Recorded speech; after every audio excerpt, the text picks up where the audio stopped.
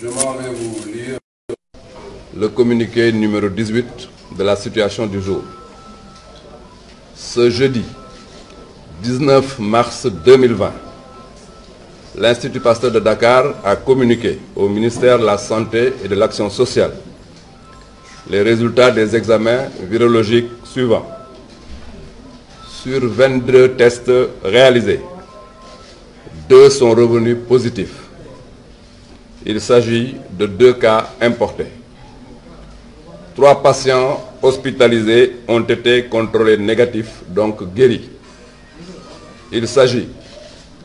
de l'enfant de 2 ans déclaré positif le 14 mars, du mari et de la femme déclarés positifs respectivement le 3 mars et le 4 mars 2020. Ces 3 patients sont guéris et leur sortie d'hospitalisation interviendra dans les heures qui suivent. Des instructions sont données à la Direction générale de l'action sociale pour la prise en charge correcte de l'enfant de 2 ans jusqu'à guérison totale de sa maman qui est actuellement en hospitalisation. À ce jour, 38 cas ont été déclarés positifs au Sénégal, dont 5 guéris et 33 encore sous traitement. La prise en charge des patients hospitalisés à Dakar et à Touba se déroule bien. Leur état de santé évolue favorablement. Le ministère de la Santé et de l'Action sociale invite encore les populations au respect des mesures de prévention. Ñu jox leen communiqué bi xamante ne tey mooy joxe situation wu bés bi. Tey alxames fukki fan ak juróom-ñeent ci weeru mars 2020 Institut Pasteur de Dakar jox na ministère de la santé situation wu test yi mu def tey ci ñaar fukki test ak ñaar yi ñu def ñaar ñoo ci ñëw positif bon dëgg ñaar ñoo ci amee feebar bi muy ñaari cas importé mooy cas yoo xamante ne dafa jóge bitim réew ñëw ñu wax tam ne ñetti patients yu ñu hospitalisé woon man nañ am résultat tey ne wér nañ tey muy xale bi amoon ñaari at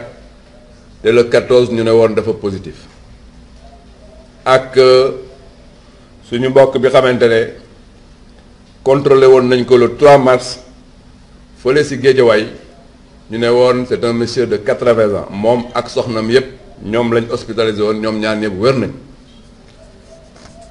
Ces 3 patients mooy ñetti patients yooyu xamante ne wér nañ fekk ay waxtu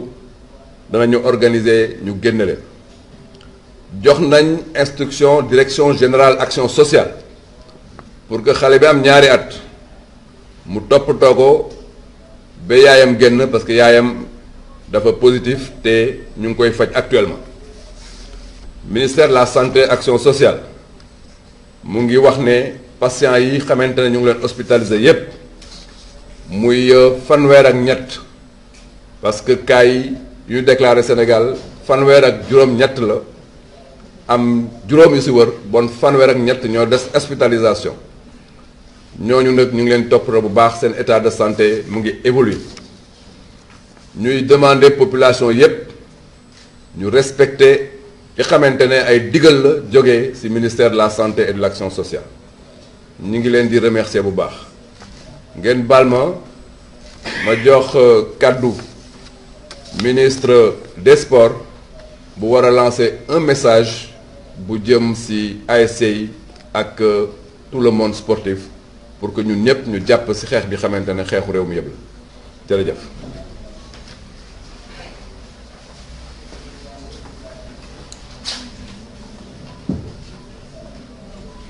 Dans la lutte contre le Covid-19, je lance cet appel à l'ensemble du monde sportif et plus particulièrement du mouvement associatif, surtout le Nawetan,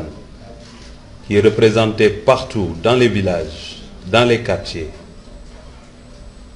d'engager cette lutte contre le Covid-19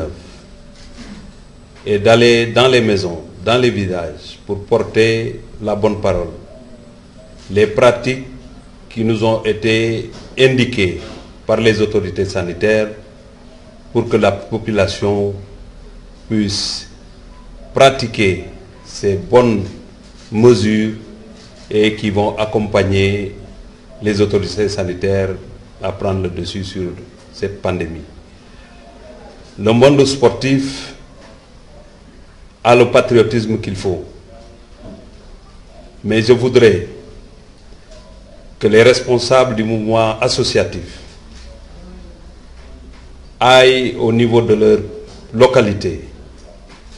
Il y a des comités autour des préfets, des sous-préfets,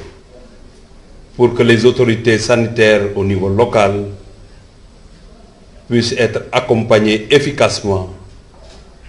pour la sensibilisation, et je suis sûr que si cette sensibilisation est pratiquée, on fera face à cette pandémie. kon mbokk yi maa ngi leen di nuyu di engager le mouvement sportif, le mouvement nawetaan, pour que fépp fu ñu nekk ñëpp xam nañ ne sport fépp la am ci village yi ak quartier yi ñu dem ci weti autorités sanitaires yi ànd ak ñoom nangoo sensibiliser te xam ne bu ñu sensibiliser doomu aadama yi ñu doxee li autorités sanitaires yi wax dina doon lu am solo ci xeex bi nga xamante ne moom la ñuy xeex li nga xamante ne mooy jàngoro bi. maa ngi leen di engagé ñoom ñëpp